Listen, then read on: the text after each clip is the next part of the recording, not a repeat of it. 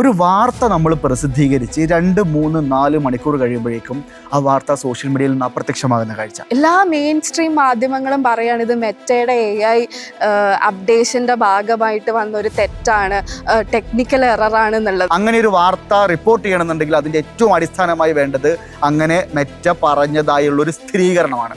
അങ്ങനെ ഒരു സ്ഥിരീകരണവും ഈ നിമിഷം വരെയില്ല.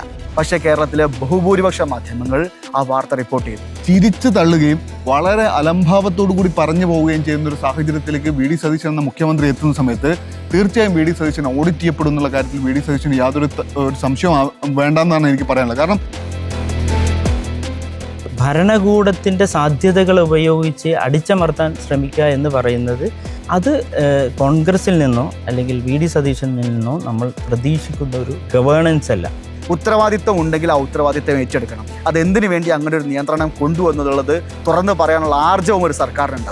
ഒരു കമ്മ്യൂണിറ്റി വയലേഷൻസ് ഇല്ലാത്ത കൃത്യമായ കാര്യങ്ങൾ പറയുന്ന ന്യൂസ് പറയുന്ന അല്ലെ വാർത്ത പറയുന്ന ഒരു സാധനം പോയത് തിരിച്ചു പിടിക്കുക എന്നുള്ളത് നമ്മുടെ ഏറ്റവും വലിയ ചലഞ്ച്. വി.ഡി. സതീശൻ ചോദിക്കുന്നു എനിക്കെന്ത് ബന്ധമുള്ളത് മെറ്റയായിട്ട്? ഞാൻ വിചാരിച്ചാൽ എന്താ സംഭവിക്കും? വി.ഡി. സതീശൻ എന്ന വ്യക്തിയല്ലെന്നേ പ്രശ്നം.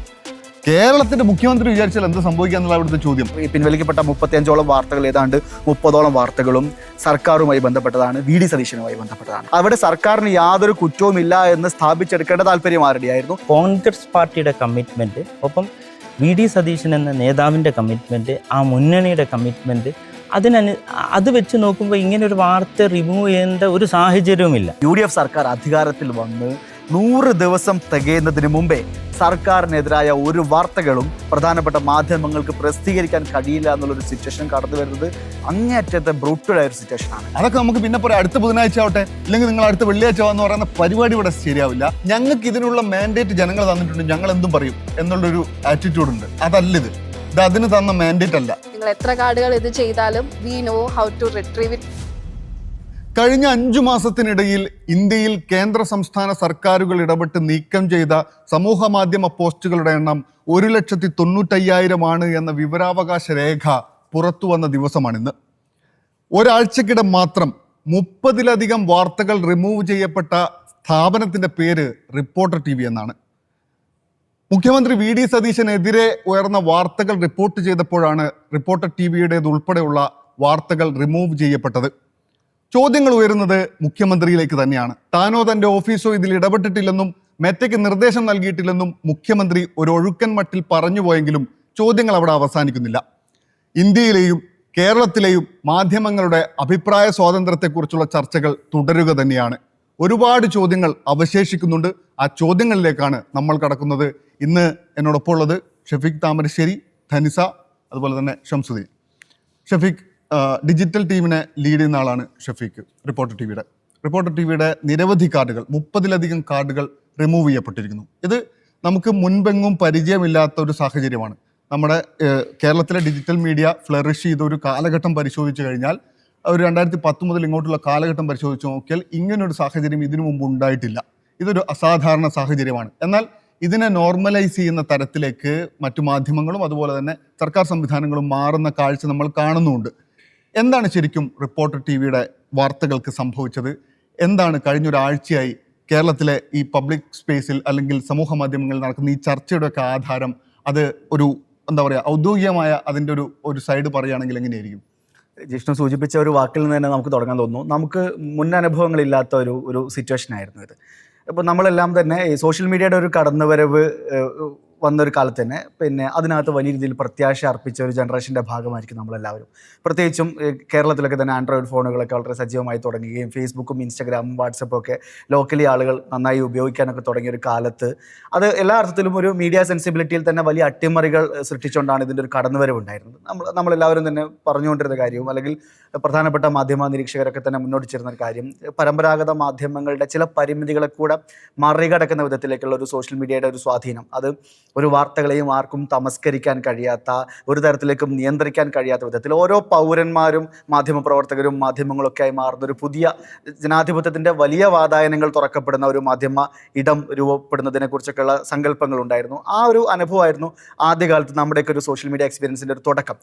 നമുക്കൊക്കെ അറിയാം, അന്താരാഷ്ട്ര തലത്തിൽ തന്നെ ചർച്ച ചെയ്യപ്പെട്ട ധാരാളം മുന്നേറ്റങ്ങളൊക്കെ തന്നെ സോഷ്യൽ മീഡിയയുടെ ഇൻഫ്ലുവൻസിൽ ഉണ്ടായിട്ടുള്ളത് നമുക്ക് അറിയാം. ടുണീഷ്യൻ വിപ്ലവം മുതൽ ഇങ്ങോട്ടുള്ള ധാരാളം അനുഭവങ്ങൾ നമുക്ക് മുന്നിലുണ്ട്. കേരളത്തിലും ധാരാളം ഉദാഹരണങ്ങൾ എക്സാമ്പിളുണ്ട്. ഇന്ത്യയിൽ തന്നെ നമുക്ക് നിർഭയ പ്രൊട്ടസ്റ്റിലൊക്കെ എങ്ങനെയാണ് ആ കാലത്ത്, അല്ലെങ്കിൽ അണ്ണ ഹസാരെ മൂവ്മെൻറ്റിലൊക്കെ എങ്ങനെയാണ് സോഷ്യൽ മീഡിയ പങ്കുവഹിച്ചത്. അങ്ങനെ മീഡിയയുടെ എല്ലാതരം ട്രഡീഷണൽ വേയൊക്കെ മറികടന്നുകൊണ്ട് ഉള്ളൊരു ഇൻഫ്ലുവൻഷ്യൽ ഒരു സ്പേസ് എന്നുള്ള നിലയ്ക്ക് മീഡിയ വഹിച്ചൊരു റോളൊക്കെ അറിയാം.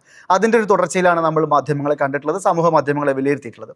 പക്ഷേ കഴിഞ്ഞൊരു 10-15 വർഷത്തെ നമ്മുടെ ഒരു എക്സ്പീരിയൻസിൽ നിന്ന് പക്ഷേ ചില തിരിച്ച് അനുഭവങ്ങൾ നമുക്ക് പല ഘട്ടത്തിലുണ്ടായിട്ടുണ്ട്. നമ്മൾ പറയുന്ന മുമ്പ് ഒരു മൂലധനവും അതിനോട് ചേർന്ന് നിൽക്കുന്ന മാധ്യമങ്ങളുടെ ചില താല്പര്യങ്ങളൊക്കെ ആയിരുന്നു പലപ്പോഴും വാർത്തകളെ നിയന്ത്രിക്കുന്നതിനകത്ത് പ്രവർത്തിച്ചിരുന്നെങ്കിൽ, പുതിയ കാലത്ത് അൽഗോരിതം ഇതിനകത്ത് എങ്ങനെ പ്രവർത്തിക്കുന്നു, അൽഗോരിതത്തിൻ്റെ താല്പര്യങ്ങൾ എന്താകുന്നു എന്നതൊക്കെയുമായി ബന്ധപ്പെട്ട ധാരാളം ഡിസ്കഷൻസ് നമ്മൾ ഫേസ് ചെയ്യുന്നുണ്ട്. അത് പല ഘട്ടത്തിൽ ഇപ്പോൾ ഈവൻ പല വാർത്തകളും പിന്നെ കൊടുക്കുന്ന സമയത്ത് ചില വാക്കുകൾ, ചില ടേംസ് നമുക്ക് ഉപയോഗിക്കാൻ കഴിയാത്ത സിറ്റുവേഷൻസ് ഉണ്ട്. അത് പ്രത്യേകിച്ചും ഈ ഗാസ കോൺഫ്ലിക്റ്റിലെ മീൻസ് ഈ ഇസ്രായേൽ ഗാസ പ്രശ്നത്തിലൊക്കെ നമ്മളത് കണ്ടിട്ടുള്ളതുമാണ്.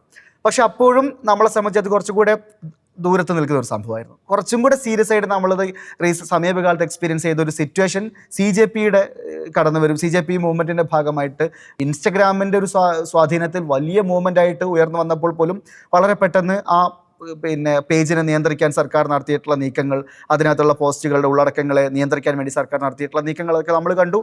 അതിനും തൊട്ടുപിറകെ ഒരു മീഡിയ എന്നുള്ള നിലയിൽ നമ്മുടെയൊക്കെ എക്സ്പീരിയൻസിൽ ഇതുവരെ നമുക്കില്ലാത്തൊരു അനുഭവം, ഒരു വാർത്ത നമ്മൾ പ്രസിദ്ധീകരിച്ച് 2, 3, 4 മണിക്കൂർ കഴിയുമ്പോഴേക്കും ആ വാർത്ത സോഷ്യൽ മീഡിയയിൽ നിന്ന് അപ്രത്യക്ഷമാകുന്ന കാഴ്ച, നമുക്ക് ആ വാർത്ത കാണാൻ കഴിയാത്ത സാഹചര്യം. അതൊരു പക്ഷേ നമ്മളൊക്കെ കുറേ കാലങ്ങളായി മാധ്യമപ്രവർത്തനം നടത്തിക്കൊണ്ടിരിക്കുന്ന ആളുകൾ, നമ്മുടെ ഒന്നും അനുഭവത്തിൽ ആർക്കും ഇങ്ങനെ ഒരു സിറ്റുവേഷൻ ഉണ്ടായിട്ടുണ്ടാവില്ല.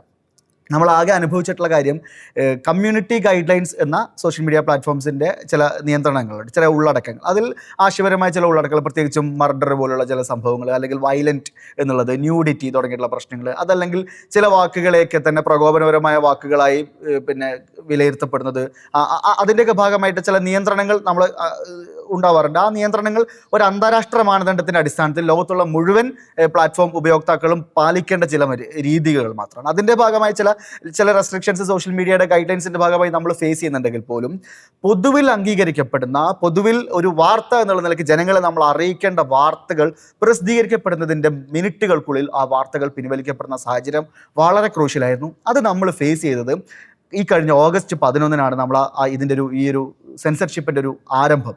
ഓഗസ്റ്റ് 11-ന് നമ്മൾ പ്രസിദ്ധീകരിക്കുന്ന വാർത്ത, മുഖ്യമന്ത്രിയുമായി വളരെ അടുത്ത് ഇടപഴകുന്ന ഏതാനും ആളുകൾ, പ്രത്യേകിച്ചും ഒരാൾ ഹുസൈൻ എന്ന് പറയുന്ന ഒരു യൂത്ത് കോൺഗ്രസ് നേതാവ് ഓപ്പറേഷൻ തൂഫാൻ്റെ ഭാഗമായി ലഹരി കേസിൽ പിടിക്കപ്പെടുന്നു.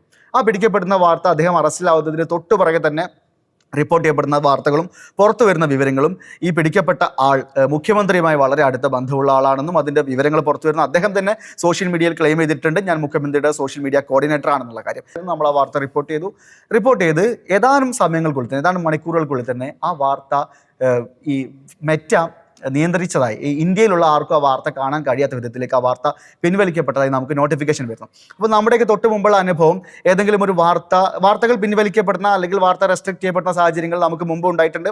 അതിന് 2 കാരണങ്ങളുണ്ടാവും.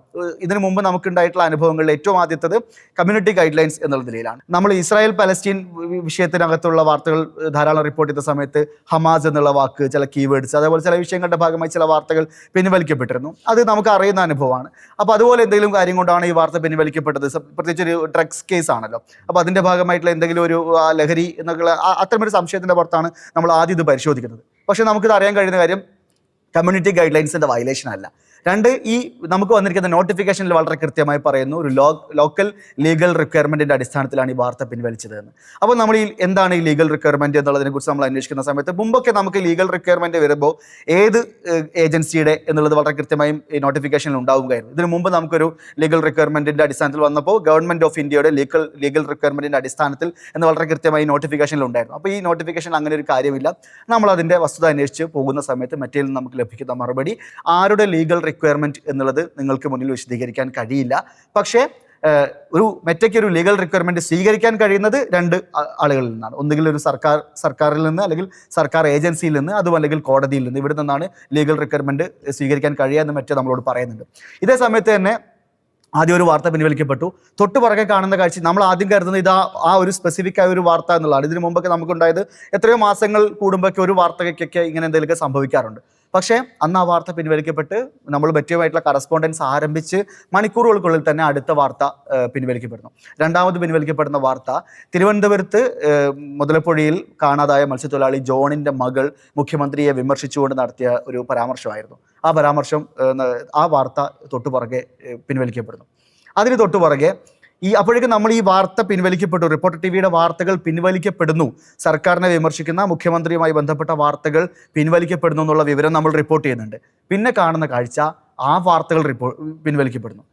റിപ്പോർട്ടർ ടിവിയുടെ വാർത്തകൾ പിൻവലിക്കപ്പെടുന്നു എന്നുള്ള വാർത്ത നമ്മൾ റിപ്പോർട്ട് ചെയ്യുമ്പോൾ അത് പിൻവലിക്കപ്പെടുന്നു. ഇനി ഈ വാർത്തകൾ പിൻവലിക്കപ്പെടുന്നതുമായി ബന്ധപ്പെട്ട് നമ്മൾ റിപ്പോർട്ട് ചെയ്തതിനെ തുടർന്ന് തൊട്ടു പിന്നാലെ പ്രതിപക്ഷ രാഷ്ട്രീയ നേതാക്കൾ ആ വിഷയത്തിനകത്ത് റിയാക്ട് ചെയ്തുകൊണ്ട് രംഗത്ത് വന്നു. പി ജയരാജൻ ആണ് ആദ്യമായിട്ട് അതിനകത്ത് റിയാക്ട് ചെയ്യുന്ന ഒരു പുതു ഐക്കൺ. അപ്പോൾ അദ്ദേഹം റിയാക്ട് ചെയ്യുന്നു. അദ്ദേഹത്തിൻ്റെ റിയാക്ഷൻ നമ്മൾ വാർത്തയായിട്ട് ക്യാരി ചെയ്യുന്നു. തൊട്ടുപുറകെ ആ വാർത്ത പിൻവലിക്കുന്നു. ഇതിനോടൊപ്പം സമാനമായി CPIയുടെ സംസ്ഥാന സെക്രട്ടറി ബിനോയ് വിശ്വം മുതലപ്പുഴ വിഷയത്തിനകത്തുള്ള സർക്കാരിൻ്റെ അനാസ്ഥയെ വിമർശിച്ചുകൊണ്ടുള്ള ഒരു പരാമർശം നമ്മൾ റിപ്പോർട്ട് ചെയ്തിരുന്നു. അതും പിൻവലിക്കപ്പെടുന്നു.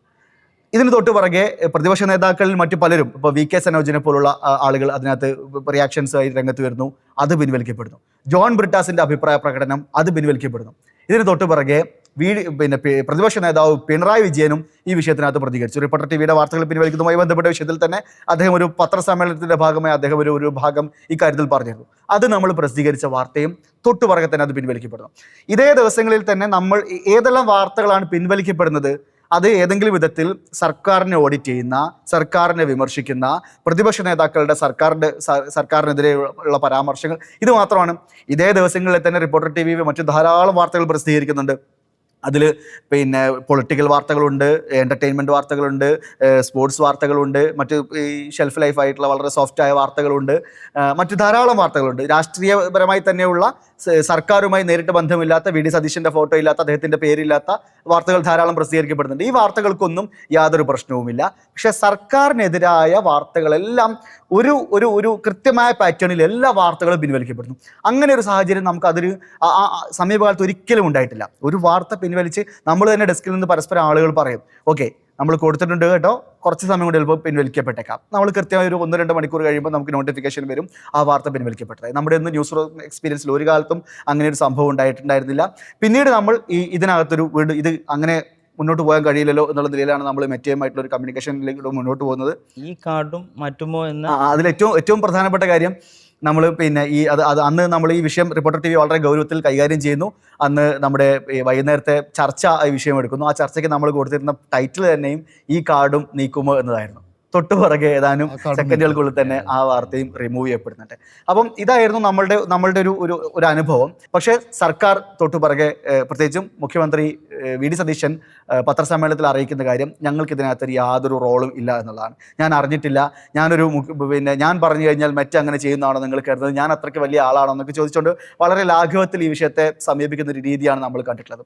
പക്ഷേ നമ്മളിപ്പോൾ ഈ സംസാരിക്കുന്ന ഈ മൊമെന്റ് വരെ റിപ്പോർട്ടർ ടിവിയുടെ വാർത്തകൾ പിൻവലിക്കപ്പെട്ടുകൊണ്ടേയിരിക്കുകയാണ്. ഇതിനിടയിൽ ഒരു ഘട്ടത്തിൽ നമ്മൾ ആദ്യം പിൻവലിച്ച 13ഓളം വാർത്തകളുടെ ലിങ്ക് എടുത്ത് അത് നമ്മളൊരു വാർത്തയാണ് പ്രസിദ്ധീകരിച്ചിട്ടുള്ളത്. അത് കേരളത്തിൽ പൊതുസമൂഹം ചർച്ച ചെയ്യുന്ന വിഷയങ്ങളാണ് എന്ന് വളരെ കൃത്യമായി മറ്റേ ധരിപ്പിച്ചുകൊണ്ട് നമ്മൾ വലിയ നിയമ പോരാട്ടമാണ് നടത്തിയിട്ടുള്ളത്. അതിൻ്റെ വിശദാംശങ്ങളെക്കുറിച്ച് ധനിസ സംസാരിക്കും. അപ്പോൾ പക്ഷേ ആ ഘട്ടത്തിലൊക്കെ തന്നെ മറ്റേ നമ്മളോട് പറയുന്നുണ്ട്, നിങ്ങൾ ഏതെങ്കിലും വിധത്തിൽ ഒരു കമ്മ്യൂണിറ്റി ഗൈഡ് ലൈൻസ് നിങ്ങൾ വയലേറ്റ് ചെയ്തിട്ടില്ല, ഞങ്ങളെ സംബന്ധിച്ച് നിങ്ങളൊരു പ്രശ്നക്കാരല്ല. പക്ഷേ അതേസമയം അവിടെയുള്ള പ്രാദേശിക നിയമരീതിയുടെ ഭാഗമായിട്ടുള്ള ഒരു ലോക്കൽ ലീഗൽ റിക്വസ്റ്റ്, ഒരു റിക്വയർമെൻറ്റ് നിങ്ങൾക്ക് നേരെ ഉണ്ട്. അതിൻ്റെ അടിസ്ഥാനത്തിലുള്ള ഒരു നിയന്ത്രണം മാത്രമാണിത് എന്ന് മറ്റേ നമ്മളെ അറിയിക്കുന്നുണ്ട്. പിന്നീട് സംഭവിച്ചിട്ടുള്ള ഇതിനകത്ത് ഞാൻ ഏറ്റവും സങ്കടകരമായി ഈ എപ്പിസോഡ്സിൽ കാണുന്നത് വളരെ പ്രധാനപ്പെട്ട കാര്യം, മാധ്യമ സെൻസർഷിപ്പുമായി ബന്ധപ്പെട്ട് ഒരു നിശബ്ദ അടിയന്തരാവസ്ഥ എന്നുള്ള നിലയിൽ ഈ സാഹചര്യത്തെ സർക്കാരിനെതിരായ വാർത്തകൾ പ്രസിദ്ധീകരിക്കാൻ കഴിയാത്ത സാഹചര്യത്തിലേക്ക് സമൂഹ മാധ്യമങ്ങളെ കൊണ്ടുപോയി നിൽക്കുന്ന ഒരു ഭീകരമായ സിറ്റുവേഷൻ കേരളത്തിൽ ഉടലെടുത്ത് വന്നപ്പോഴും പെട്ടെന്ന് രൂപപ്പെട്ടിട്ടുള്ള ഒരു വാർത്ത, അത് എവിടെ നിന്ന് രൂപം കൊണ്ടെന്ന് പോലും നമുക്ക് അതിൻ്റെ കൃത്യമായ സോഴ്സ് മനസ്സിലാവുന്നില്ല. കേരളത്തിലെ പ്രധാനപ്പെട്ട എല്ലാ മാധ്യമങ്ങളും റിപ്പോർട്ട് ചെയ്യുന്നു, സർക്കാരിന് യാതൊരു റോളും ഇല്ല. മെറ്റയ്ക്ക് സംഭവിച്ച ഒരു സാങ്കേതിക പിഴവിനെ തുടർന്നാണ് ഈ വാർത്തകളെല്ലാം പിൻവലിക്കപ്പെട്ടിട്ടുള്ളത് എന്നുള്ള ഒരു വാർത്ത വരുന്നു.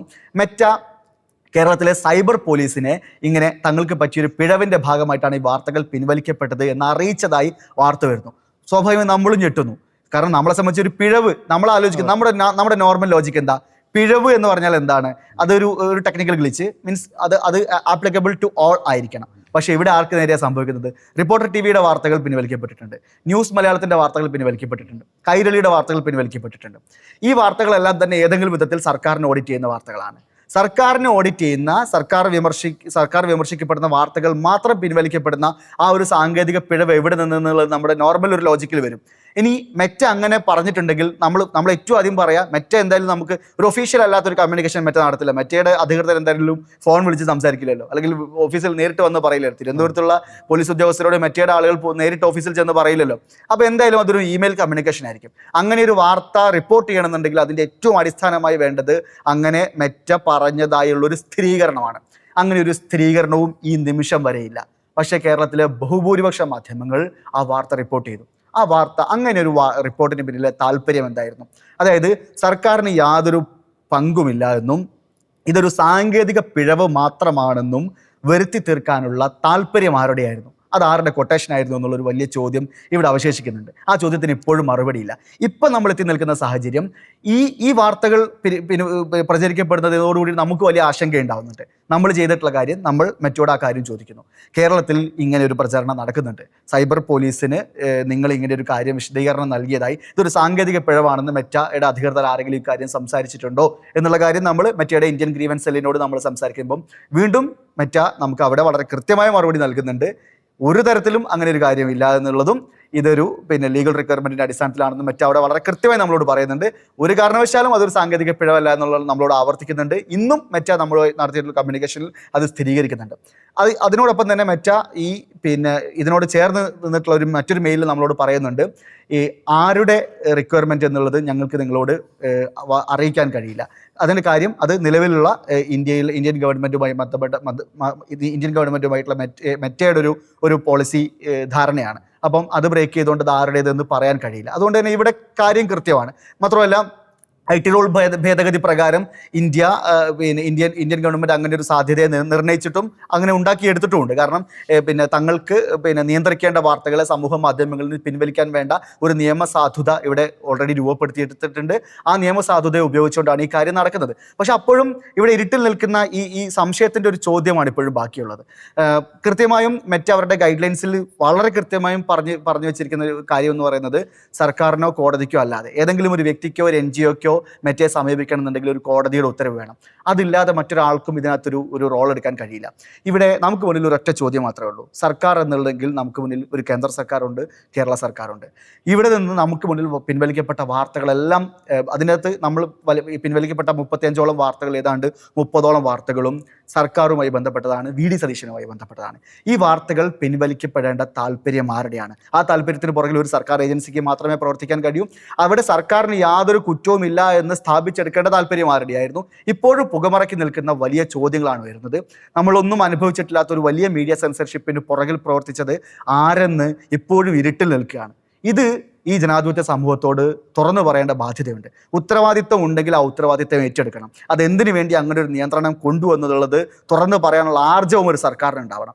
അത് കാണിക്കാതെ ഒരു ഇരുട്ടിൽ നിന്നുകൊണ്ട് ഞങ്ങളൊന്നും അറിഞ്ഞിട്ടില്ലേ എന്ന് പറഞ്ഞ്, എന്നാൽ ഓരോ സെക്കൻഡിലും പോയിക്കൊണ്ടിരിക്കുന്ന വാർത്തകളെല്ലാം പിൻവലിച്ച് ഇവിടെ ഒരു എന്താ പറയുക, വളരെ നിഗൂഢമായ ഒരു അന്തരീക്ഷം സൃഷ്ടിച്ചെടുക്കാനുള്ള ഈ ശ്രമം അങ്ങേയറ്റം അപലപനീയമാണ്. തീർച്ചയായിട്ടും വളരെ പ്രധാനപ്പെട്ട കാര്യമാണ്. ഈ ടൈം ലൈൻ കൃത്യമായിട്ട് ഷെഫിക്ക് പറഞ്ഞു.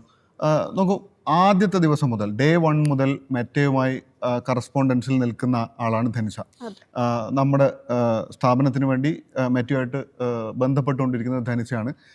അവരുമായി ഈ ഒരാഴ്ചയായി ഉള്ള ബന്ധത്തിൽ നിന്ന്, അല്ലെങ്കിൽ ആ കോണ്ടാക്ട്സിൽ നിന്ന് മനസ്സിലാക്കുന്ന കാര്യം എന്താണ്, ഇതിൻ്റെ ഒരു ടെക്നിക്കൽ സൈഡ് കൂടി എന്താണെന്ന് അറിയാൻ താല്പര്യമുണ്ട്. അതിൻ്റെ കൂടെ ഇവരുമായുള്ള കോണ്ടാക്ട്സിൽ നിന്ന് മനസ്സിലാവുന്ന എന്താണ്, അവർ നമ്മളോട് ഓരോ പോയിന്റിലും, നമ്മൾ ഈ പറഞ്ഞ ഓരോ ക്രൂഷ്യൽ ജംഗ്ഷൻ ഉണ്ടല്ലോ, ഓരോ സമയത്തുമുള്ള കമ്മ്യൂണിക്കേഷൻസ് ഉണ്ടോ, അതിൽ അവരുടെ പ്രതികരണങ്ങൾ എങ്ങനെയായിരുന്നു? അത് ഈ പറഞ്ഞതുപോലെ ഏതെങ്കിലും പോയിന്റിൽ, അതൊരു പ്രധാനപ്പെട്ട ചോദ്യമാണല്ലോ, ഏതെങ്കിലും പോയിന്റിൽ മെറ്റ നമ്മളോട് ഇങ്ങനെ ഒരു ടെക്നിക്കൽ ഗ്ലിച്ചാണ് എന്ന് സൂചിപ്പിക്കുന്ന തരത്തിൽ എന്തെങ്കിലും റിപ്ലൈ അവരുടെ അടുത്ത് നിന്ന് വന്നിട്ടുണ്ടോ?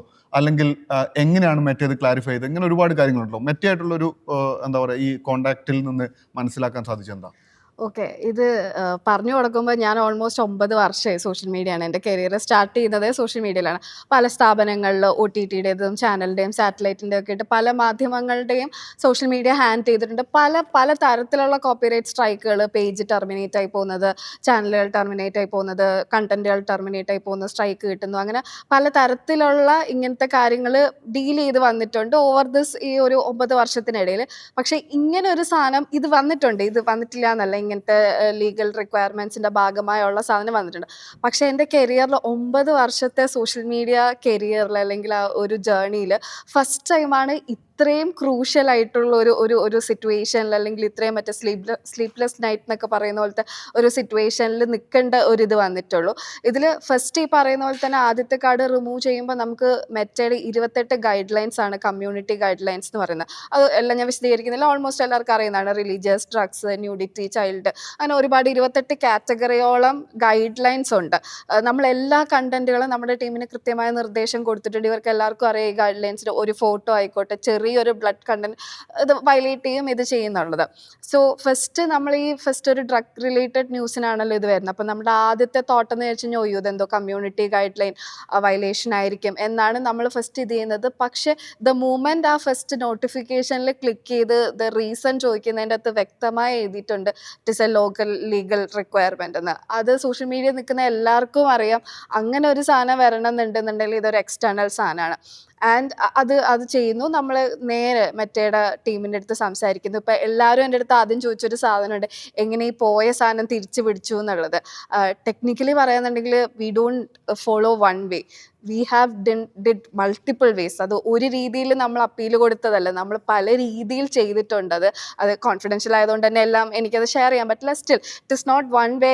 നമ്മൾ പോകുന്നു, 4 മെയിലയക്കുന്നു, അവർ തിരിച്ചെടുന്നു, no it is not happened. അത് കുറേ മറ്റു മാധ്യമങ്ങളും എന്നോട് ചോദിച്ചൊരു സാധനമുണ്ട്, അങ്ങനെ മെയിൽ അടിച്ച് കിട്ടിയതാണോ എന്നുള്ളത്. അല്ല, നമ്മളതിൽ കുറച്ച് പല അതായത് ഒരു സാധനം നമ്മളുടെ പോകുമ്പോൾ നമുക്ക് പല മൾട്ടിപ്പിൾ ഓപ്ഷൻസ് നമ്മൾ ട്രൈ ചെയ്തിട്ടാണ് അത് കിട്ടിയത്. ആദ്യത്തെ ഏറ്റവും വലിയ ചലഞ്ച് എന്ന് പറഞ്ഞാൽ ഈ പോയ സാധനങ്ങൾ തിരിച്ചു പിടിക്കുക എന്നുള്ളത് തന്നെയായിരുന്നു. As A social media manager, social media head, it is my responsibility. ഞാൻ വർക്ക് ചെയ്യുന്ന ഒരു സ്ഥാപനത്തിൻ്റെ ഒരു സാധനം ഒരു കമ്മ്യൂണിറ്റി വയലേഷൻസ് ഇല്ലാത്ത കൃത്യമായ കാര്യങ്ങൾ പറയുന്ന, ന്യൂസ് പറയുന്ന, അല്ലെ വാർത്ത പറയുന്ന ഒരു സാധനം പോയത് തിരിച്ചു പിടിക്കുക എന്നുള്ളത് നമ്മുടെ ഏറ്റവും വലിയ challenge. And now we know നിങ്ങൾ എത്ര എണ്ണം ഇത് ലോക്കൽ ലീഗൽ റിക്വയർമെന്റിന്റെ ഭാഗമായി നിങ്ങൾ എത്ര കാർഡുകൾ ഇത് ചെയ്താലും we know how to retrieve it എന്നുള്ളതാണ് നമ്മുടെ ആദ്യത്തെ ഏറ്റവും ബെസ്റ്റ് തിങ് ആയിട്ട് പറയാൻ ആഗ്രഹിക്കുന്ന ഒരു കാര്യം. 2 എന്ന് പറയുന്നത് ഇത് ഈ ലോക്കൽ ലീഗൽ റിക്വയർമെന്റ് എന്ന് പറയുന്നത് കൃത്യമായ നിയമാനുസൃതമായി തന്നെ വരുന്ന ഒരു കാര്യമാണ്. അത് ഒരു റെഗുലേറ്ററി, അതായത് ഇത് റിലേറ്റ് ചെയ്തിട്ട് ഒരാൾ കൊടുത്തു കഴിഞ്ഞാൽ 3-4 ആക്ഷൻ പ്ലാനുകളുണ്ട്. കോർട്ട് റിവ്യൂ ഉണ്ട്, ലീഗൽ റിവ്യൂ ഉണ്ട്, ഇന്റേണൽ റിവ്യൂ ഉണ്ട്. അതുപോലെ തന്നെ GNI എന്ന് പറയുന്ന അവരുടെ ഗ്ലോബൽ നെറ്റ്വർക്ക് എന്ന് പറഞ്ഞിട്ടൊരു പോർട്ടലുണ്ട്. മെറ്റയുടെ കോർപ്പറേറ്റ് ഗൈഡ് ലൈൻ പോളിസി ഉണ്ട്, മെറ്റയുടെ ഇൻസൈഡ് പോളിസി ഉണ്ട്. ഇത്രയും സ്റ്റെപ്പുകൾ അവർ അത് വെരിഫൈ ചെയ്ത് ഇത്രയും ചെയ്തതിന് ശേഷം മാത്രമാണ് മെറ്റ ഇങ്ങനെ ലോക്കൽ ലീഗൽ റിക്വയർമെൻറ്റിൻ്റെ ഭാഗമായിട്ട് ഒരു കണ്ടന്റ് റിമൂവ് ചെയ്യുള്ളൂ. അതിൽ തന്നെ നമ്മളിങ്ങനെ ഇത്രയും കഷ്ടപ്പെട്ട് റിട്രീവ് ചെയ്തെടുത്തതിൻ്റെ നെക്സ്റ്റ് എനിക്കൊന്ന് അത് നമ്മൾ ആ റിട്രീവ് ചെയ്തെടുത്തു, നമ്മുടെ കാർഡുകൾ തിരിച്ചു പിടിച്ചു എന്ന് ന്യൂസ് കൊടുക്കുന്നതിൻ്റെ ഒരു 1-2 മണിക്കൂറിനുള്ളിൽ എല്ലാ മെയിൻ സ്ട്രീം മാധ്യമങ്ങളും പറയുകയാണ് ഇത് മെറ്റയുടെ AI അപ്ഡേഷൻ്റെ ഭാഗമായിട്ട് വന്നൊരു തെറ്റാണ്, ടെക്നിക്കൽ എററാണ് എന്നുള്ളത്. അവർ ആ ന്യൂസ് കൊടുക്കുന്ന സമയത്ത് നമ്മുടെ 4-5 കാർഡ്, എന്നിട്ട് അവർ എല്ലാ മാധ്യമങ്ങളും കൊടുത്ത് ടെക്നിക്കൽ എററാണ്, മെറ്റ തെറ്റ് തിരുത്തി കാർഡുകളെല്ലാം പുനഃസ്ഥാപിച്ചു എന്ന് പറയുന്ന സമയത്ത് നമ്മുടെ 4-5 കാർഡുകൾ, അതായത് നമ്മുടെ നോട്ടിഫിക്കേഷൻ ആ ന്യൂസസ് പോകുന്ന സെയിം ടൈം ലൈനിൽ നമ്മുടെ കാർഡ്സ് പൊക്കോണ്ടിരിക്കുകയാണ്. അപ്പം നമ്മൾ ഇത്രയും കഷ്ടപ്പെട്ട് നമ്മൾ ഇത് ചെയ്തതിന് ഒരു വാലിഡേഷൻ ഇല്ലാതെ എന്ത് അടിസ്ഥാനത്തിലാണ് ഇവർ AI എറർ എന്ന് പറയുന്നത്? 2, നമ്മളുടെ ഈ കാർഡുകളെല്ലാം ഇന്ത്യയിൽ മാത്രമാണ് ഇത് ബ്ലോക്ക് ചെയ്തിരിക്കുന്നത്. ഒരിക്കലും ഒരു AI ഡിക്റ്റേറ്റ് ചെയ്തിട്ട് കമ്മ്യൂണിറ്റി ഗൈഡ് ലൈൻസ് വയലേഷൻ്റെ ഭാഗമായിട്ട് മെറ്റ റിമൂവ് ചെയ്യുകയാണെന്നുണ്ടെങ്കിൽ അത് ഗ്ലോബലി എല്ലായിടത്തും പോകും. ഇന്ത്യക്ക് മാത്രമായിട്ട് അങ്ങനെ ഒരു AI അപ്ഡേഷനോ ഒരു ടെക്നിക്കൽ എററോ അല്ലെ ഇന്ത്യയിൽ മാത്രം റിമൂവ്, അങ്ങനെ ഒരു സാധനം ഇതുവരെ മെറ്റ ഗൈഡ് ലൈൻ പോളിസീസ് ഉണ്ട് ഇന്ത്യയുടേതായതുകൊണ്ട്, ബട്ട് അങ്ങനെ ഒരു ടെക്നിക്കൽ എറർ ചെയ്യുകയാണെങ്കിൽ എല്ലാ സ്ഥലത്തും പോകും. ഇന്ത്യയിൽ മാത്രമായിട്ട് റിമൂവ് ചെയ്യുക അങ്ങനത്തെ ഒരു സാധനമൊന്നും ഇല്ല. അത് മാത്രമല്ല, സെയിം ടൈം നമ്മുടെ വേറെ ചില കാർഡുകൾ കൊലപാതകം, മരിച്ചു, അങ്ങനെ ചില ഗൈഡ് ലൈൻ റിലേറ്റഡ് അല്ലാത്ത വാക്കുകൾ യൂസ് ചെയ്ത കാർഡുകൾ റിമൂവ് ചെയ്യപ്പെടുന്നുണ്ട്. മെറ്റയുടെ ഇപ്പോഴത്തെ AI അപ്ഡേഷൻ എന്ന് പറഞ്ഞാൽ അണ്ടർ 18 കുട്ടികൾക്ക് കാണാൻ പറ്റാത്ത, വായിക്കാൻ പറ്റാത്ത വാർത്തകൾ മെറ്റ കമ്മ്യൂണിറ്റി ഗൈഡ് ലൈൻസിന്റെ ഭാഗമായിട്ട് റിമൂവ് ചെയ്യും. അത് AI അപ്ഡേഷൻ കൂടി വന്ന സമയത്ത് ആ ചെറിയ മൈന്യൂട്ട് വാക്കുകളും നമ്മുടെ ഹാഷ്ടാഗുകളും വരെ ഫിഗർ ഔട്ട് ചെയ്തിട്ട് മെറ്റ ഇത് കളയുന്നുണ്ട്. സോ അത് ശരിയാണ്. ഇവർ ഈ പറയുന്ന മെറ്റയുടെ AI അപ്ഡേഷൻസ് നമ്മൾ 1-2 ആഴ്ചയായി ടീമിന് അതിനുള്ള ട്രെയിനിങ് കൊടുക്കുന്നുണ്ട്. AI അപ്ഡേഷൻസിന്റെ ഭാഗമായിട്ട് നമ്മളുടെ തന്നെ കുറച്ച് കാർഡുകൾ അല്ലാതെ നമ്മളിപ്പോൾ റിലേറ്റ് ചെയ്ത് ഇതുപോലെ കൊലപാതകം അങ്ങനത്തെ ന്യൂസുകളുടെയൊക്കെ ക്രൈം റിലേറ്റഡ് കാർഡുകൾ നമ്മുടെ ഓൾറെഡി മെറ്റ റിമൂവ് ചെയ്യുന്നുണ്ട്. ഈ AI അപ്ഡേഷന്റെ ഭാഗമായിട്ട് അത് കുറച്ച് ദിവസം മുന്നേ സംഭവിച്ചിരുന്നു. AI അപ്ഡേഷൻ നടക്കുന്നു എന്നുള്ളതും സത്യമാണ്. പക്ഷേ AI അപ്ഡേഷന്റെ ഭാഗമായിട്ട് എങ്ങനെയാണ് ഒരു പെർട്ടിക്കുലർ വ്യക്തിയുടെ, അതായത് നമ്മുടെ CMന്റെ ഫോട്ടോകൾ മാത്രമല്ല, VD സതീശൻ എന്ന് പറയുന്ന നമ്മുടെ മുഖ്യമന്ത്രിയുടെ ഫോട്ടോ മാത്രം വെച്ചിട്ടുള്ള കാർഡുകൾ ഏത് AI അപ്ഡേഷന്റെ ഭാഗമായിട്ടാണ് ഇത് റിമൂവ് ആവുന്നത് എന്ന് പറയുന്നതെന്നുള്ള ഒരു ചോദ്യമാണ്. ആൻഡ് ഏറ്റവും സങ്കടകരമായ കാര്യം എന്ന് പറഞ്ഞാൽ നമ്മളിത് ഇത്രയും കഷ്ടപ്പെട്ട് റിട്രീവ് ചെയ്ത് ഇത് ചെയ്തുകൊണ്ടിരിക്കുന്ന സമയത്തും മറ്റ് മാധ്യമങ്ങൾ പറയാണ് ഇത് AI അപ്ഡേഷന്റെ ഭാഗമാണ്, ടെക്നിക്കൽ. ദെൻ അവിടുന്ന് നമ്മൾ പറഞ്ഞു ഇത് നമുക്ക് ബൈ ഡോക്യുമെന്റ് നമുക്കിത് മെറ്റയുടെ സൈഡിൽ നിന്ന് വേണം, ഇത് ഇങ്ങനെ അല്ല എന്നുള്ളത് നമുക്ക് പ്രൂവ് ചെയ്യണമല്ലോ കാര്യം. ദെൻ വീണ്ടും നമ്മൾ കൃത്യമായി മെറ്റ എടുത്ത് ഇത് തന്നെ നമ്മൾ കമ്മ്യൂണിക്കേറ്റ് ചെയ്തു. നമ്മൾ അയച്ച മെയിലിൽ ഇത് ലൈക്ക് നമ്മൾ ഇങ്ങനെ ഒരു സാധനം ഉണ്ട്, ഇങ്ങനെ സൈബർ ഇതിൽ നിന്ന് നമുക്കിങ്ങനെ ഒരു കമ്മ്യൂണിക്കേഷൻ വരുന്നുണ്ട് എന്നുള്ള രീതിയിൽ പറയുന്നുണ്ട്. Was it a technical error or AI driven അപ്ഡേഷന്റെ ഭാഗമായിട്ട് നിങ്ങൾക്ക് വന്ന ഇതാണോ എന്ന് അതേ നമ്മളുടെ ആ കേസ് പൊക്കോണ്ടിരിക്കുന്ന അതേ മെയിലിൽ തന്നെ ചോദിക്കുന്നു. കൃത്യമായി അവർ നമ്മളുടെ അടുത്ത് പറയുന്നു ഇതൊരു AI അപ്ഡേഷനും അല്ല, ഒരു ടെക്നിക്കൽ എററുമല്ല, ലോക്കൽ ലീഗൽ റിക്വയർമെന്റിന്റെ ഭാഗമായി തന്നെയാണ്. എഗെയിൻ ഞാൻ പറയുന്നു ഈ ലീഗൽ റിക്വയർമെന്റ് ഒരു ദിവസം പെട്ടെന്ന് ആർക്കും ചെയ്യാൻ പറ്റുന്ന സാധനമല്ല. അതിന് ഒരുപാട് പ്രോസസ്സ് കൊടുക്കുന്ന ആൾക്കും ഉണ്ട്, ചെയ്യുന്ന ആൾക്കും ഉണ്ട് എന്നുള്ളതാണ്. അപ്പം ആരോ കഷ്ടപ്പെട്ട് ഇതിന്റെ പുറകിലിരുന്ന് ചെയ്യുന്നുണ്ട്. ആൻഡ് മെറ്റയെ കൺവിൻസ് ചെയ്ത് ഇത് റിമൂവ് ചെയ്യിക്കുന്നുണ്ട് എന്നുള്ളതാണ് ഇതിന്റെ ഒരു യാഥാർത്ഥ്യം. ഓക്കെ, ഷംസുദ്ദീനിലേക്ക് വരികയാണെങ്കിൽ, അതായത് ഇപ്പോൾ ഇന്ത്യയിൽ ഇപ്പോൾ ഇന്ന് വന്ന ഈ വിവരാവകാശ രേഖ എടുക്കുകയാണെങ്കിൽ വളരെ അലാമിംഗ് ആയ ഒരു സിറ്റുവേഷനാണ് ഇന്ത്യയിലുള്ളത്. അതായത് 2 ലക്ഷത്തോളം പോസ്റ്റുകൾ 5 മാസത്തിനിടെ റിമൂവ് ചെയ്യുന്നു എന്ന് പറഞ്ഞാൽ ഓരോ 68 സെക്കൻഡിലും ഒരു പോസ്റ്റ് റിമൂവ് ചെയ്യപ്പെടുന്നുണ്ട് എന്നുള്ളതാണ്. അല്ലെങ്കിൽ ഒരു ദിവസം 1200-ലധികം പോസ്റ്റുകൾ റിമൂവ് ചെയ്യപ്പെടുന്ന ഒരു സാഹചര്യമുണ്ട്.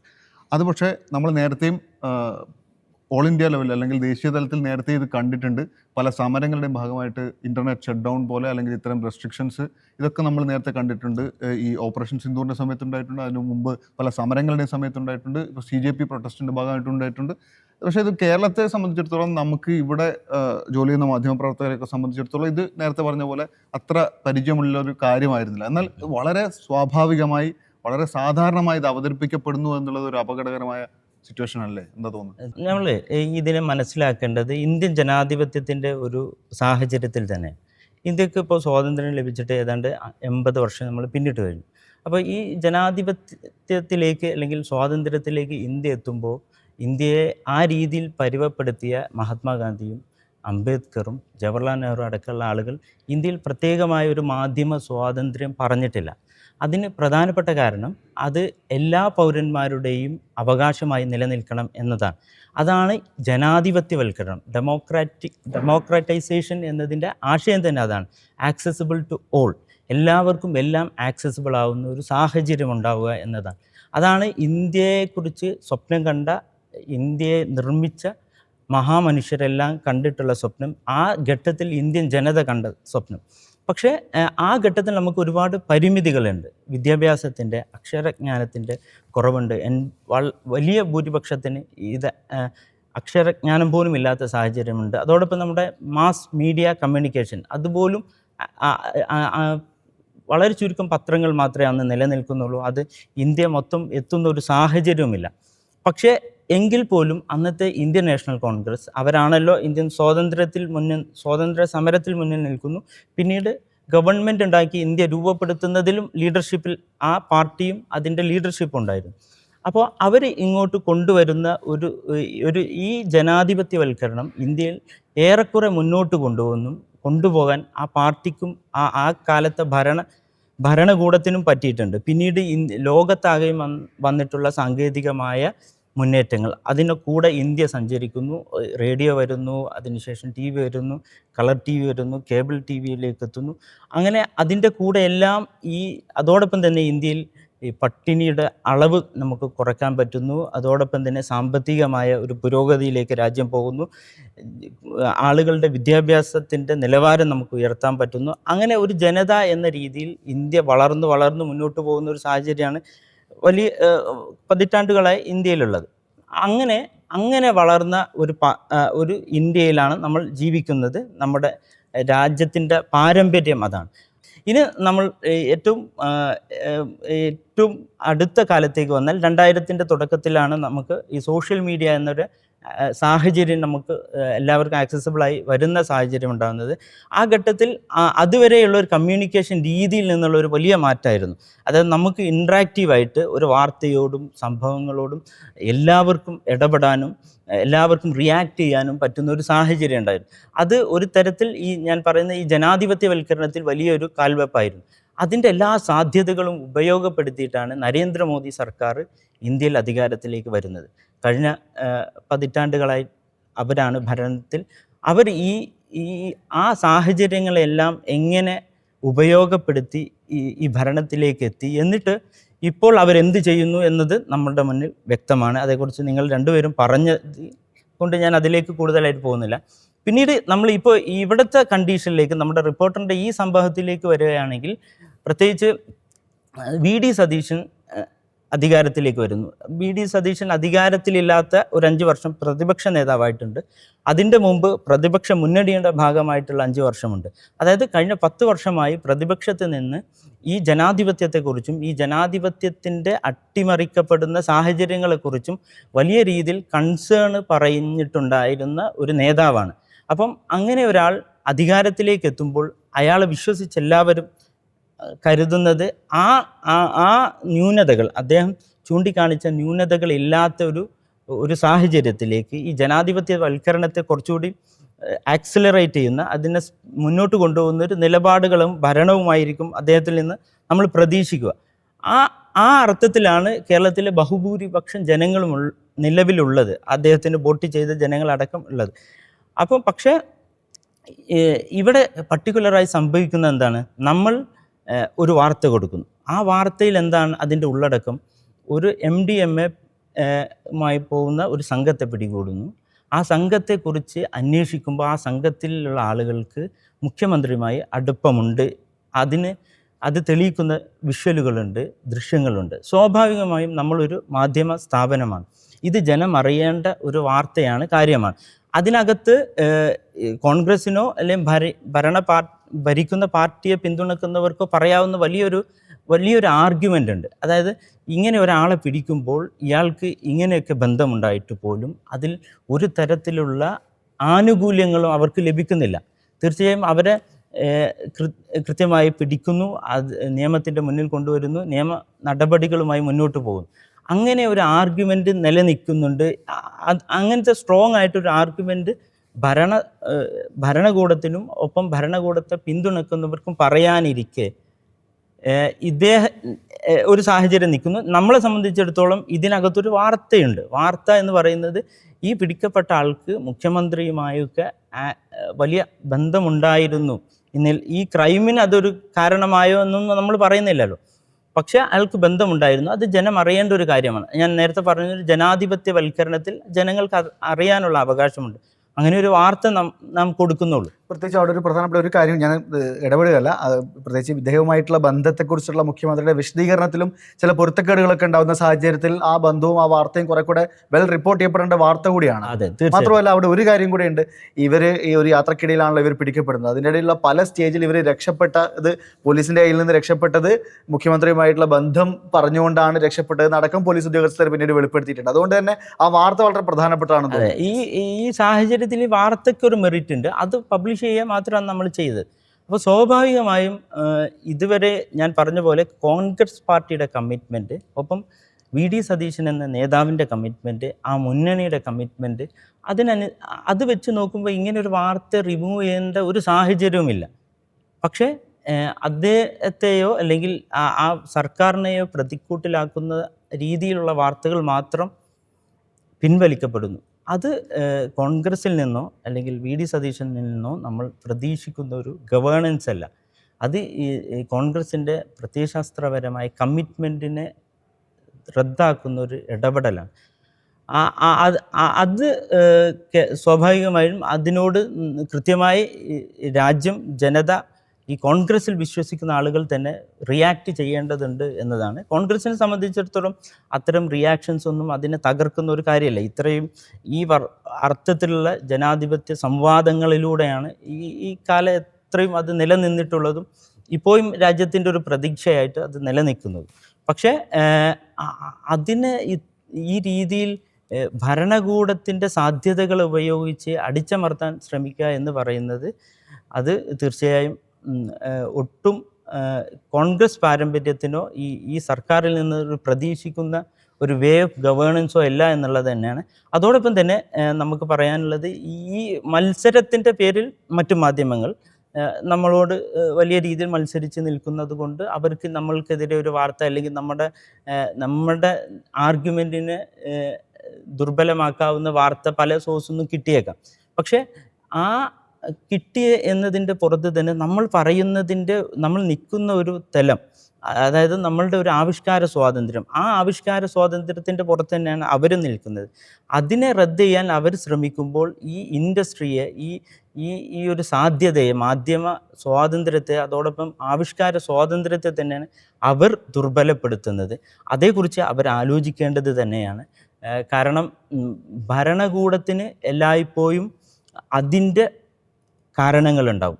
ഈ ലോകത്ത് ഒരു പവർ സെൻട്രിക് ആയിട്ടുള്ള ഒരു പവറും പവർലെസ്സും തമ്മിലുള്ള ഒരു പോരാട്ടം ലോക ചരിത്രത്തിൽ അതിൻ്റെ തുടക്കം മുതൽ കണ്ടിന്യൂസ് ആണ്. അത് ഇന്നവിറ്റബിളായ ഒരു സാഹചര്യമാണ്. ഭരണകൂടത്തിന് പവറിൻ്റെ പുറത്താണ് നിൽക്കുന്നത്.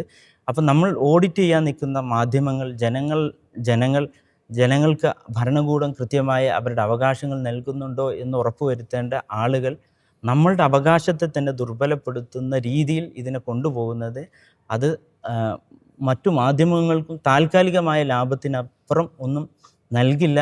അതോടൊപ്പം തന്നെ അത് അവർക്ക് തന്നെ, അവരെ അടക്കമുള്ളവർക്ക് തന്നെ അത് ദോഷമാവും എന്നുള്ളതാണ് എൻ്റെ ഇതിനകത്തുള്ള ഒരു മനസ്സിലാക്കൽ.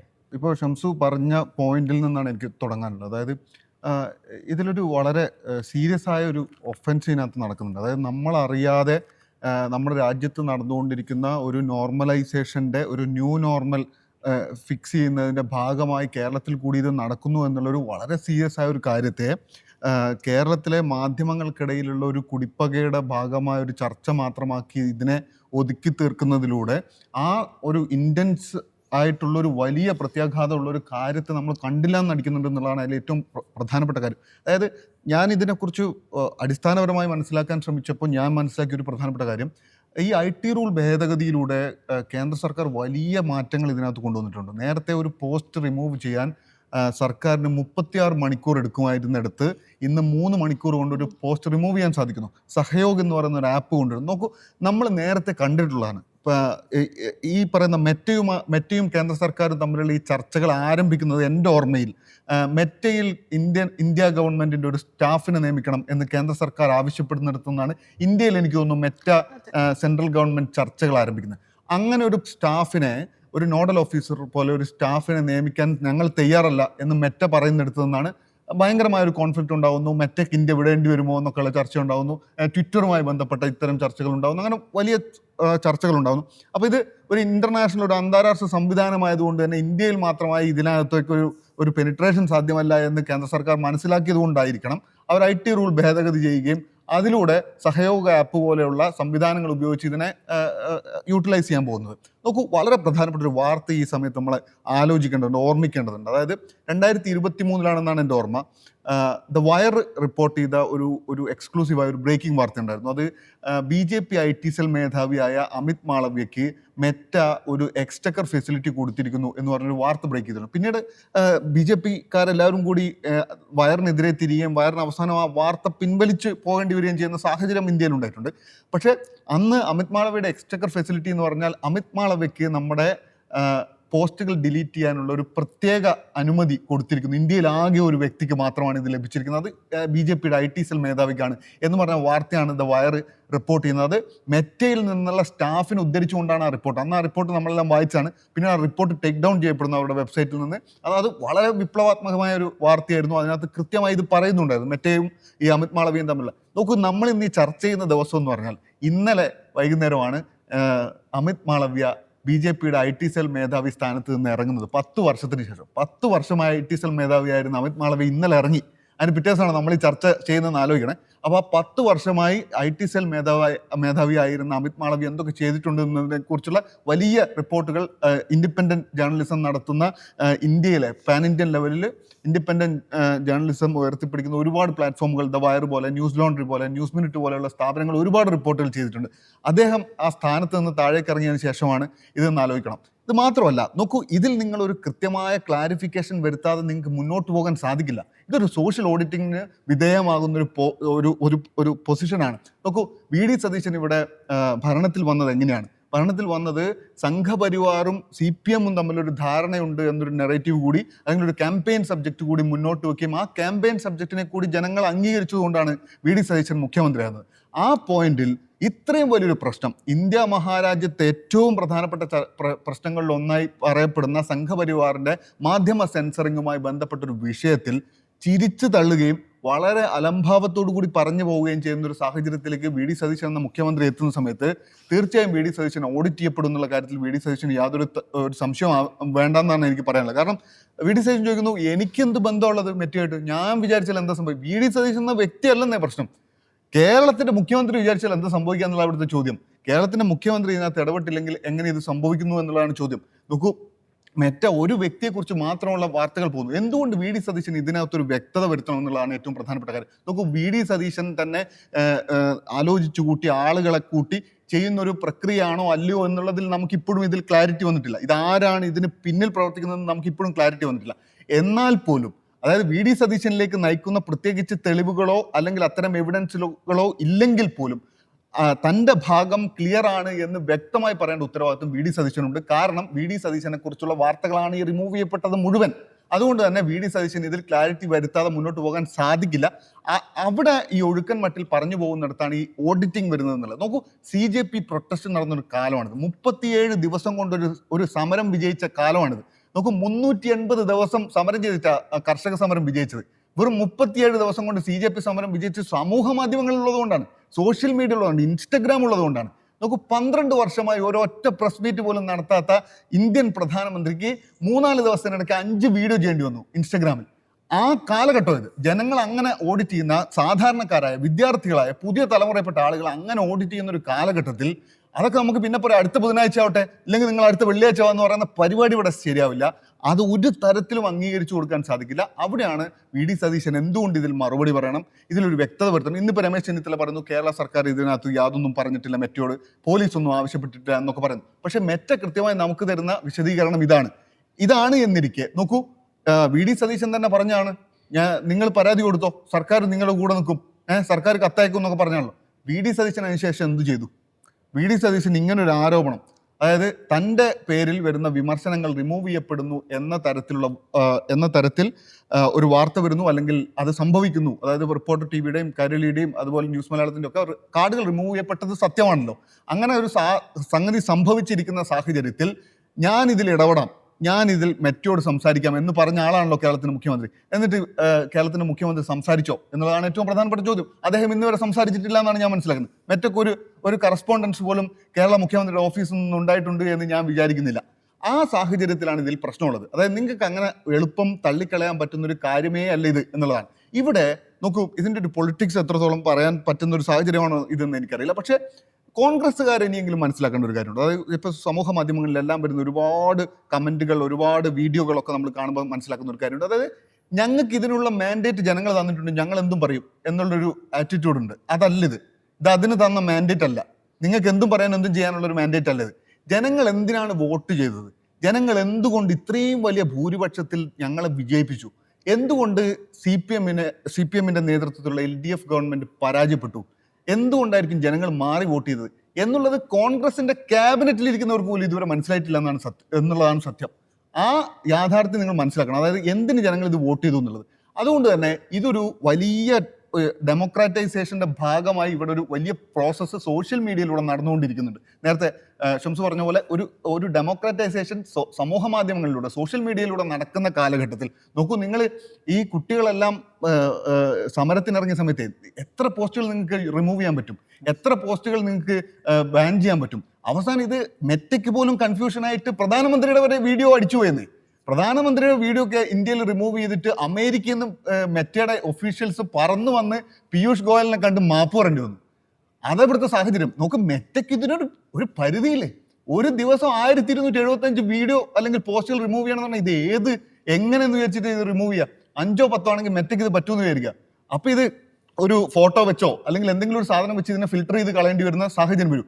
അപ്പോൾ ഒറിജിനൽ പ്രധാനമന്ത്രി തന്നെ പോസ്റ്റ് ചെയ്ത സാധനം പോകുന്ന സാഹചര്യം വരും. അങ്ങനെ മെറ്റയെ പോലും ക്ലട്ടേർഡ് ആക്കുന്ന തരത്തിൽ 5 മാസത്തിനിടെ 2 ലക്ഷം ആപ്ലിക്കേഷൻസ് റിമൂവ് ചെയ്യുന്നതിന് വേണ്ടി മാത്രം പോയി എന്ന് പറഞ്ഞാൽ അവിടെയാണ് ഈ പ്രശ്നം വരുന്നത്. അതായത് നിങ്ങൾ ഇതിനെ എങ്ങനെയൊക്കെ ബൈപ്പാസ് ചെയ്യാൻ ശ്രമിക്കുന്നോ അതിനനുസരിച്ച് ഇത് വീണ്ടും ഗ്രോ ചെയ്തുകൊണ്ടിരിക്കും. ഇത് അങ്ങനെ ഒരു എക്കോസിസ്റ്റമാണ്. ആ എക്കോസിസ്റ്റത്തിൽ നിങ്ങൾ ഓഡിറ്റ് ചെയ്യപ്പെടാതെ പോകുന്ന സാഹചര്യമേ ഇല്ല. അതുകൊണ്ട് ഇതിൽ വി.ഡി. സതീശൻ ചെയ്യേണ്ട കാര്യം, വി.ഡി. സതീശൻ ആ കപ്പാസിറ്റിയിൽ, കേരള മുഖ്യമന്ത്രി എന്ന കപ്പാസിറ്റിയിൽ ഈ വിഷയവുമായി ബന്ധപ്പെട്ട കൃത്യമായ സംഭവം എന്താണ്, എന്തുകൊണ്ട് ഇത് സംഭവിച്ചു, എങ്ങനെയാണ് ഇത് സംഭവിക്കുന്നത്. അദ്ദേഹം തന്നെ പറയുന്നുണ്ട് കർണാടകയിൽ ഇതുപോലെ സംഭവിച്ചു, തെലങ്കാനയിൽ ഇങ്ങനെ സംഭവിച്ചു എന്നൊക്കെ അദ്ദേഹം പറയുന്നുണ്ട്. അങ്ങനെ കേരളത്തിൽ എന്തുകൊണ്ട് ഇത് സംഭവിച്ചു, എന്തുകൊണ്ട് ഈ മാധ്യമങ്ങളിൽ മാത്രം, എന്തുകൊണ്ട് അദ്ദേഹത്തിനെതിരെയുള്ള വാർത്തകൾ മാത്രം, അതിനിടയിൽ അദ്ദേഹത്തിന് അനുകൂലിച്ചുള്ള വാർത്തയും പോയിട്ടുണ്ടെന്ന് പറയുന്നുണ്ട്. അത് നേരത്തെ പറഞ്ഞ സംഭവമാണ്. അതായത് അദ്ദേഹത്തിന്റെ ഫോട്ടോ വെച്ച് ഫിൽട്ടർ ചെയ്യുകയാണെങ്കിൽ അദ്ദേഹത്തിന് അനുകൂലമായ വാർത്തയും പോകും. അപ്പോൾ എന്തുകൊണ്ട് ഇങ്ങനെ സംഭവിച്ചു എന്ന് പറയാനുള്ള ആദ്യത്തെ ബാധ്യത കേരള മുഖ്യമന്ത്രി വി.ഡി. സതീശന് തന്നെയാണ്. അദ്ദേഹം അത് പറയാതെ പോകുന്നിടത്തോളം കാലം അദ്ദേഹം എന്താ പറയുക, ഈ തലമുറ അല്ലെങ്കിൽ വരാനിരിക്കുന്ന തലമുറ, ഇനിയുള്ള വോട്ടർമാർ ദേ വോണ്ട് സ്പെയർ യു എന്നുള്ളതാണ് കേരള മുഖ്യമന്ത്രി മനസ്സിലാക്കേണ്ടത്. ഇത് നിങ്ങൾ നേരത്തെ പിണറായി വിജയനെതിരെ നിങ്ങൾ എന്തൊക്കെ പറഞ്ഞോ, നിങ്ങൾ പിണറായി വിജയൻ മറുപടി പറയുന്നില്ല എന്ന് പറഞ്ഞ്, നിങ്ങൾ പിണറായി വിജയന് ധാർഷ്ട്യമാണെന്ന് പറഞ്ഞ്, പിണറായി വിജയന്റെ സംഘപരിവാർ അനുകൂല നിലപാടുകളെ കുറിച്ച് പറഞ്ഞ് അധികാരത്തിൽ വന്നൊരു സർക്കാർ ഇപ്പം എന്ത് ചെയ്യുന്നു എന്നുള്ള ജനങ്ങൾ വിലയിരുത്തും. നോക്കൂ, ജനങ്ങൾ സൈലന്റ് ആണെന്ന് വിചാരിച്ച് ജനങ്ങൾ ഇത് മനസ്സിലാക്കുന്നില്ല എന്ന് നിങ്ങൾ വിചാരിക്കരുത്. കഴിഞ്ഞ 2 തെരഞ്ഞെടുപ്പിൽ കേരളത്തിൽ ഏറ്റവും സൈലന്റായി ജനങ്ങൾ വോട്ട് ചെയ്ത 2 തെരഞ്ഞെടുപ്പുകളാണ്. കഴിഞ്ഞ പഞ്ചായത്ത് തെരഞ്ഞെടുപ്പും കേരളത്തിലെ നിയമസഭാ തെരഞ്ഞെടുപ്പും. പ്രതലത്തിലൊന്നും നമുക്ക് കാണാൻ സാധിക്കില്ലായിരുന്നു, ഒരു വേവും ഉണ്ടായിരുന്നില്ല. പക്ഷെ അടിത്തട്ടിൽ ആ വേവ് കൃത്യമായി നടക്കുന്നുണ്ടായിരുന്നു, ജനങ്ങൾ കൃത്യമായി തീരുമാനിച്ചിരുന്നു. അതുകൊണ്ടാണ് ഞാൻ പറയുന്നത്, ജനങ്ങൾ സൈലന്റ് ആണെന്ന് വിചാരിച്ച് നിങ്ങൾ ഈ ബുധനാഴ്ച പറയാൻ തൽക്കാലം താല്പര്യമില്ല, അടുത്ത ബുധനാഴ്ച എന്ന് പറയുന്ന പരിപാടി ചെയ്യാനാണ് നിങ്ങൾ ഉദ്ദേശിക്കുന്നതെങ്കിൽ, അതിനുള്ള മാൻഡേറ്റ് ഇപ്പോൾ നിങ്ങൾക്കുണ്ട്, അതാണ് നിങ്ങൾ ഉദ്ദേശിക്കുന്നതെങ്കിൽ അത് നിങ്ങളുടെ തന്നെ കുഴി തോണ്ടുന്ന അവസ്ഥയായിരിക്കും എന്നുള്ള കാര്യത്തിൽ യാതൊരു തർക്കവുമില്ല. അതുകൊണ്ട് ഇത് വിശദീകരിക്കാനുള്ള ആദ്യത്തെ ഉത്തരവാദിത്വം കേരള മുഖ്യമന്ത്രിക്കാണ്. കേരള മുഖ്യമന്ത്രി അത് ചെയ്തേ പറ്റൂ എന്നുള്ളതാണ് എൻ്റെ ഇതിനകത്തുള്ള സ്റ്റാൻഡ്. ഇതിൻ്റെ ഒരു തുടർച്ചയായി തന്നെയാണ് ഞാനും വിഷയത്തെ കാണുന്നത്. കാരണം ഇത് റെസ്പോൺസിബിളാണ്, സ്റ്റേറ്റ് ഗവൺമെൻറ് ഇതിനകത്ത് റെസ്പോൺസിബിളാണ്. ഞാൻ ഒന്നുകൂടെ ഇതിനകത്ത് പറയുന്നത്, ഇതിൽ മറുപടി പറയേണ്ട അല്ലെങ്കിൽ ഈ വിഷയത്തിൽ ഇടപെടേണ്ട ഉത്തരവാദിത്വം, ധാർമ്മികപരമായ ഉത്തരവാദിത്വം ഇന്ത്യൻ നാഷണൽ കോൺഗ്രസിൻ്റെ ദേശീയ കമ്മിറ്റിക്ക് കൂടെയുണ്ട്. രാഹുൽ ഗാന്ധിയും മല്ലികാർജ്ജുൻ ഖാർഗെയും കൂടെ ഇടപെടേണ്ട ഒരു വിഷയമാണിത്. കാരണം നമുക്കറിയാം, കഴിഞ്ഞൊരു 10-12 വർഷമായി നമ്മൾ കാണുന്ന ഒരു സർക്കാർ എങ്ങനെയാണ് മീഡിയ അഡ്രസ്സ് ചെയ്യുന്നത് എന്നുള്ളത്. അതായത് ഗുജറാത്ത് കലാപകാലത്ത് തന്നെ അനാവശ്യമായി വില്ലനാക്കി ചിത്രീകരിച്ചതാണ് മാധ്യമങ്ങൾ എന്ന് പറഞ്ഞ് മാധ്യമങ്ങളോട് യുദ്ധം പ്രഖ്യാപിച്ചിട്ടുള്ള പ്രധാനമന്ത്രിയാണ് നമുക്ക് മുന്നിലുള്ളത്. കഴിഞ്ഞ ഒരു വ്യാഴവട്ടത്തിലധികം കാലമായി അദ്ദേഹത്തെ ഒരിക്കൽ പോലും മാധ്യമങ്ങൾക്ക് അഭിമുഖം കൊടുക്കില്ല. പെയ്ഡ് ഇന്റർവ്യൂ അല്ലാത്ത, മീൻസ് സ്പോൺസേർഡ് ഇന്റർവ്യൂ അല്ലാത്ത ഒരു ഇന്റർവ്യൂ വരില്ല. ഒരിക്കൽ പോലും ഒരു പത്രസമ്മേളനത്തെ അഡ്രസ്സ് ചെയ്യില്ല എന്നുള്ളത് മാത്രമല്ല, കൃത്യമായും ഒരു 10 വർഷത്തെ ഭരണത്തിലൂടെ അദ്ദേഹം ചെയ്തെടുത്തിട്ടുള്ളത് ഇന്ത്യയിലെ മുഴുവൻ പ്രബല മാധ്യമങ്ങളെയും അദ്ദേഹം തനിക്ക് അനുകൂലമായ മാധ്യമങ്ങളാക്കി മാറ്റി. എതിര് നിന്ന മാധ്യമങ്ങളെ മുഴുവൻ ഇല്ലാതാക്കി കളഞ്ഞു. അവശേഷിച്ചും പോരാട്ടം നടത്തിയ മാധ്യമപ്രവർത്തകരെ തെരഞ്ഞു പിടിച്ച് വേട്ടയാടി. നമുക്കറിയാം, ആൾട്ട് ന്യൂസിൻ്റെ മുഹമ്മദ് സുബൈർ മുതൽ പിന്നെ പ്രബീർ പുർക്കായസ്ത വരെയുള്ള മാധ്യമപ്രവർത്തകർക്ക് നേരെ നടത്തിയിട്ടുള്ള ഭരണകൂട വേട്ട, അതിൻ്റെ ഭീകരത നമ്മൾ കണ്ടിട്ടുള്ളതാണ്. എത്രയധികം മാധ്യമങ്ങൾ, അതായത് നേരത്തെ സൂചിപ്പിച്ച വയറിൻ്റെ സിദ്ധാർത്ഥ് വരദരാജൻ അടക്കമുള്ള പരഞ്ജോയ് ഗുഹ താക്കൂർത്തെ അടക്കമുള്ള മാധ്യമപ്രവർത്തകർക്ക് മുഴുവനെതിരെയും കേസെടുത്ത് അവരെ മുഴുവൻ വേട്ടയാടിയിട്ടുണ്ട്. അങ്ങനെ മാധ്യമങ്ങൾക്ക് നേരെ ഒരു നേർക്കുനേർ യുദ്ധം പ്രഖ്യാപിച്ച ഭരണകൂടം. അതോടൊപ്പം തന്നെ സോഷ്യൽ മീഡിയയെ എങ്ങനെ തങ്ങൾക്ക് അനുകൂലമാക്കി മാറ്റിയെടുക്കണം എന്നുള്ളതിനകത്ത് വളരെ സ്ട്രാറ്റജിക്കലായ ഒരു ആക്ഷൻ നടത്തിയിട്ടുണ്ട്. പ്രത്യേകിച്ച് നമ്മൾ ഈ പറയുന്ന സൈബർ അൽഗോരിതത്തിലേക്കുള്ള കേന്ദ്ര സർക്കാരിൻ്റെ കടന്നുകയറ്റം നമുക്ക് എങ്ങനെയുള്ളത് അറിയാം. എത്രയോ ഉദാഹരണങ്ങൾ. ഇപ്പോൾ ഡൽഹി കലാപകാലത്ത് ധാരാളം വിദ്വേഷ പ്രസംഗങ്ങൾ ആ കലാപകാരികൾക്ക് അനുകൂലമായി നടക്കുന്ന സമയത്തും ആ വിദ്വേഷ പ്രസംഗങ്ങൾക്കൊന്നിനെതിരെ പോലും കേസെടുക്കാതെ അതിലൊന്നുപോലും റിമൂവ് ചെയ്യിപ്പിക്കാനുള്ള നീക്കം നടക്കാത്ത സർക്കാർ, എന്നാൽ അതേ വിഷയത്തിനകത്ത് പിന്നെ ഉമർ ഖാലിദ് നടത്തിയ ഒരു പ്രസംഗം മെറ്റയെ കൊണ്ട് റിമൂവ് ചെയ്യിപ്പിക്കുന്നു, അദ്ദേഹത്തിനെതിരെ കേസെടുത്ത് ജയിലിൽ അടയ്ക്കുന്നു. ഇങ്ങനെയാണ് മീഡിയയെ കൈകാര്യം ചെയ്തിട്ടുള്ള രീതി നമുക്കറിയാം. ഈ ഘട്ടങ്ങളിലെല്ലാം തന്നെ കൃത്യമായ ഒരു പ്രതിപക്ഷ സ്ഥാനത്ത് നിലയുറപ്പിച്ചുകൊണ്ട് ഈ വിഷയത്തിലെല്ലാം ശക്തമായ നിലപാട് സ്വീകരിച്ചിട്ടുള്ള രാഷ്ട്രീയ പ്രസ്ഥാനമാണ് ഇന്ത്യൻ നാഷണൽ കോൺഗ്രസ്. അതിന് കരുത്തുറ്റ നേതൃത്വം നൽകിയിട്ടുള്ള ആളാണ് രാഹുൽ ഗാന്ധി. അങ്ങനെ ഒരു നേതൃത്വം ദേശീയ തലത്തിൽ നിൽക്കുകയും കോൺഗ്രസ് നേരത്തെ ഷംസ് സൂചിപ്പിച്ച പോലെ കോൺഗ്രസിൻ്റെ ഒരു പാരമ്പര്യത്തിൽ തന്നെ അത്തരത്തിലുള്ള ഒരു മീഡിയ ഫ്രീഡവുമായി ബന്ധപ്പെട്ട ഇടപെടലുകളൊക്കെ ഉണ്ടായിരിക്കെ തന്നെ കേരളത്തിൽ UDF സർക്കാർ അധികാരത്തിൽ വന്ന് 100 ദിവസം തികയുന്നതിന് മുമ്പേ സർക്കാരിനെതിരായ ഒരു വാർത്തകളും പ്രധാനപ്പെട്ട മാധ്യമങ്ങൾക്ക് പ്രസിദ്ധീകരിക്കാൻ കഴിയില്ല എന്നുള്ളൊരു സിറ്റുവേഷൻ കടന്നു വരുന്നത് അങ്ങേയറ്റത്തെ ബ്രൂട്ടലായ ഒരു സിറ്റുവേഷനാണ്. ആ സിറ്റുവേഷൻ ഇങ്ങനെ ഞങ്ങളൊന്നും അറിഞ്ഞിട്ടില്ല, അവിടെ കൊടുത്തിട്ടില്ല, ഇവിടെ കൊടുത്തിട്ടില്ല എന്ന് പറഞ്ഞിട്ട് കൈമലർച്ച് നിൽക്കാൻ കഴിയുന്ന ഒരു സാഹചര്യമേ അല്ല ഇത്. ജിഷ്ണു സൂചിപ്പിച്ചതുപോലെ ഹൈലി ഓഡിറ്റബിൾ ആയ ഒരു സിറ്റുവേഷനാണ്. ഇതിനകത്തുള്ള എവിടെയാണ് ഇതിനകത്ത് നടന്നിട്ടുള്ള ഒരു കേസ്, അതായത് ഇതിനകത്തൊരു ഒരു ഗൗരവമായ ഒരു ആംഗിൾ കൂടിയുണ്ട്. ഇപ്പം സംസ്ഥാന സർക്കാർ പറയുന്നത് ഞങ്ങൾക്കൊന്നും അറിയില്ല എന്നുള്ളതാണല്ലോ. അങ്ങനെയാണെങ്കിൽ നമുക്കൊരു കാര്യം അറിയാം, സർക്കാരിൻ്റെ അതായത് ഒരു അതോറിറ്റേറ്റീവായ ഒരു ലീഗൽ ബോഡിക്ക് അല്ലാതെ മെറ്റയെ സമീപിക്കാൻ കഴിയില്ല. അപ്പോൾ പിന്നെ ഒരു സർക്കാരേ ബാക്കിയുള്ളൂ, കേന്ദ്ര സർക്കാരാ. അപ്പോൾ കേരളത്തിൽ VD സതീശനെതിരെ വരുന്ന വാർത്തകളെ, ഇവിടുത്തെ സർക്കാരിനെതിരെ വരുന്ന വാർത്തകളെ പിൻവലിക്കാനുള്ള ഉത്തരവാദിത്വം, ഇവിടുത്തെ സർക്കാരിന് ഒരു സംരക്ഷണ കവചം കൊടുത്തേക്കാം എന്നുള്ള ഉത്തരവാദിത്വം കേന്ദ്രം ഏറ്റെടുത്തിട്ടുണ്ടോ എന്നുള്ള ഗൗരവമേറിയ രാഷ്ട്രീയ ആരോപണം കൂടെ അവിടെ വരും. അപ്പോൾ അതിനുള്ള മറുപടി കൂടെ പറയേണ്ട രാഷ്ട്രീയ ബാധ്യത VD സതീശൻ സർക്കാരിൻ്റെ മേലിൽ വന്നുവിടും. അപ്പം ഏറ്റവും എളുപ്പത്തിൽ ഇതിനകത്തൊരു ക്ലാരിറ്റി നൽകുക എന്നുള്ളത് സർക്കാരിന് മുന്നിലുള്ള ഒരു ഇമ്മീഡിയറ്റ് സിറ്റുവേഷൻ ആണെന്ന് തന്നെ നമ്മൾ മനസ്സിലാക്കുന്നു. എല്ലാവരും പറഞ്ഞതുപോലെ തന്നെ ഇതിൽ വേറൊരു സാധനം എന്ന് പറഞ്ഞു കഴിഞ്ഞാൽ നമ്മൾ മെറ്റയെ തെറ്റിദ്ധരിപ്പിച്ചിട്ടാണ് നമ്മുടെ കൃത്യമായ വാർത്തകൾ കൊടുക്കുന്നത്. ഈ കൊടുക്കുന്നവർ മനസ്സിലാക്കേണ്ട വേറൊരു സാധനം എന്താ വെച്ച് കഴിഞ്ഞാൽ, നിങ്ങൾ എത്രത്തോളം ഇങ്ങനത്തെ ഫേക്കായിട്ട് കൊടുക്കുന്നോ അതിൻ്റെ റിയാലിറ്റി സത്യമാണെന്നുണ്ടെങ്കിൽ നമുക്കിത് തിരിച്ചു കിട്ടിയതുപോലെ തന്നെ നിങ്ങൾ 10 എണ്ണം കൊടുത്താൽ ആ 10 എണ്ണം തിരിച്ചു കിട്ടുന്ന, അതായത് 2 പക്ഷവും ഉണ്ടല്ലോ. മറ്റെടുത്ത് നിങ്ങൾ കൺവിൻസ് ചെയ്ത് ഈ ലോക്കൽ ലീഗൽ റിക്വയർമെൻറ്റ് ആരാണോ കൊടുക്കുന്നത്, ഏത് റെഗുലേറ്ററി ബോഡിയാണോ കൊടുക്കുന്നത്, അവർ കൊടുക്കുന്ന അതേ സാധനത്തിന് കൃത്യമായ ക്ലാരിഫിക്കേഷൻ നമുക്ക് കൊടുക്കാൻ പറ്റും. കൊടുക്കുന്നവരത് കൊടുത്തോണ്ടേ ഇരിക്കും. തിരിച്ചു പിടിക്കുക എന്നുള്ളത് നമ്മുടെ ഇതാണ്, നമ്മളത് ചെയ്യുക തന്നെ ചെയ്യും.